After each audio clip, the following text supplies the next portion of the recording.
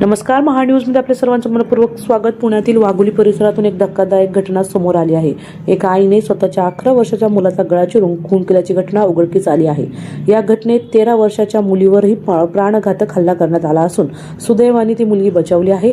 वाघोली तालुक्यात 2 दिवसात घडलेली ही दुसरी निर्दयनीय घटना आहे. त्यामुळे सर्वत्र हळहळ व्यक्त करण्यात आली आहे. सोनी संतोष जायभाय, मूळ रहिवासी कंधार, जिल्हा नांदेड, सध्या वाघोली येथे बायफ रोडवर वास्तव्यास असलेल्या महिलेने हे कृत्य केल्याची माहिती समोर आली आहे. या घटनेत 11 वर्षाचा मुलगा साईराज संतोष जायभाय याचा जागीच मृत्यू झाला, तर 13 वर्षाची मुलगी धनश्री संतोष जायभाय गंभीर जखमी झाली असून तिच्यावर रुग्णालयात उपचार सुरू आहे. वाघोलीत या घटनेनंतर परिसरात प्रचंड तणावाचे वातावरण आहे. पोलिसांनी आरोपी महिलेला ताब्यात घेतले असून नेमके हे कृत्य का करण्यात आले आहे याचा तपास सुरू आहे.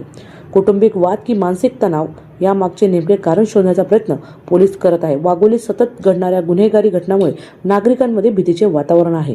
Bureau report, Mahanews.